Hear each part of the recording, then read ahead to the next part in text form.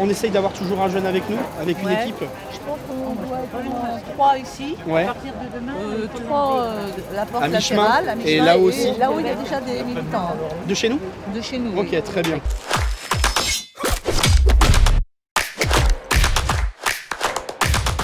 On a une élection présidentielle qui nous attend, une élection particulièrement importante pour plusieurs raisons. Tout simplement pour mettre fin à 5 ans du mandat d'Emmanuel Macron, 5 ans de promesses non tenues, tant sur l'insécurité que sur les promesses démocratiques. Aujourd'hui, les jeunes ont un véritable pouvoir de faire changer les choses, que ce soit les jeunes qui ont l'habitude de voter ou que ce soit les jeunes abstentionnistes. Donc il faut se saisir de ce droit-là. Bonjour messieurs, dames, un peu de lecture en ce dimanche. Valérie Pécresse. Donnez-moi un peu de Vous avez droit à une belle haie d'honneur. C'est les mêmes, c'est les mêmes, c'est les mêmes. Ça c'est LRE. Salut. Salut. Nous c'est Valérie Pécresse, mais bon, on accepte Emmanuel Macron quand même. Bah, nous c'est pareil. Voilà, Nous c'est pareil. on se respecte. Ce qui se fait très régulièrement, c'est qu'on échange nos tracts.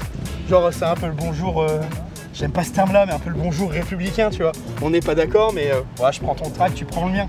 Ça c'est pareil, fallait que tu le fais avec tout le monde. Donc bon courage. Merci. Vous aussi. Bonne campagne. Merci vous aussi, ouais. Rendez-vous le 24 avril. Absolument.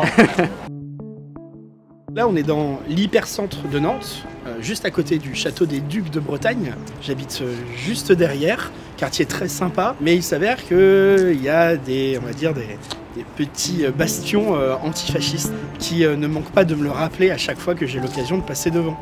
Par un sifflement, une moquerie, un raillement. Ici, c'est particulièrement en plus le cœur de Nantes révoltée. Nantes révoltée qui est ce groupuscule d'extrême gauche qui saccage Nantes tous les week-ends.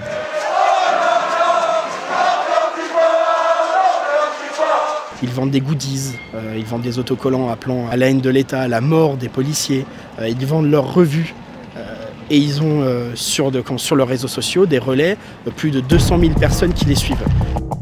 Les antifascistes s'en cachent pas, du fait de fréquenter ce bar-là. Mais moi, s'il est ouvert et qu'il y a du monde devant, si je passe, il vaut mieux que j'ai de l'endurance pour courir, parce que là, ça va être compliqué. Ils m'ont probablement suivi, puisqu'ils ont découvert où est-ce que j'habitais. Que je suis rentré chez moi un jour, je suis arrivé devant ma porte, et ma porte était, on va dire, entrouverte légèrement. L'appartement était complètement retourné, sans dessus-dessous. Ce n'était pas un cambriolage, mais c'était un saccage gratuit. La grande porte de mon entrée, taguée avec marqué clairement dessus Antifa, Simler, qui est mon nom de famille, facho.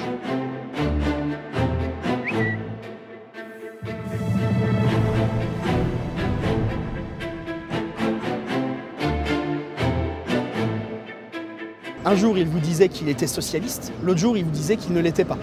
C'est ça aussi le véritable problème, c'est que quand on a une politique, c'est qu'on a une vision des choses. Emmanuel Macron, il n'avait aucune vision pour la France. Et on l'a bien vu depuis 5 ans ce que ça a donné.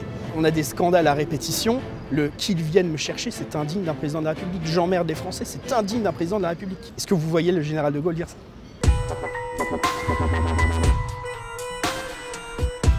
Ce soir, c'est un peu une occasion particulière, c'est la galette traditionnelle des Républicains. On l'a fait un peu tous les ans avec les jeunes. C'est aussi ça la politique. La politique, c'est créer des liens, c'est créer du sens. Donc si on n'a pas ces moments-là, à quoi ça sert de s'engager? Là, puis en plus, on rencontre de nouveaux visages, des personnes qui viennent de s'engager parce qu'il y a une campagne qui est en cours. C'est leur premier événement. Donc voilà, il ne faut pas les décevoir, il faut aller à leur rencontre, il faut aller discuter avec eux et leur montrer que la famille politique, c'est justement une vraie famille.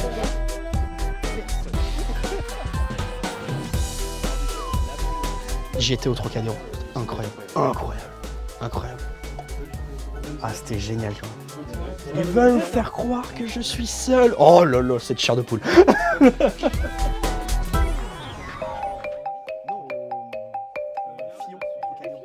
J'ai vraiment eu du mal au début à rejoindre parce que je me disais que j'étais peut-être un petit peu trop jeune, que c'était pas forcément un monde qui était fait pour moi. Et puis au final, à l'approche des présidentielles, c'est vrai que j'ai voulu aider notre parti à gagner pour 2022. Et donc je me suis dit que c'était le bon moment pour sauter le pas.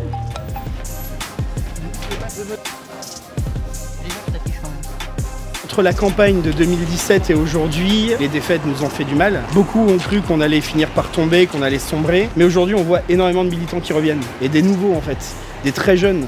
Évidemment, il y a eu quelques déçus qui sont partis. Quelques déçus qui sont partis et qui sont revenus. Mais on va dire qu'il y a toujours ce sursaut que j'ai connu au début, avant les élections. Donc en fait, c'est aussi un éternel recommencement.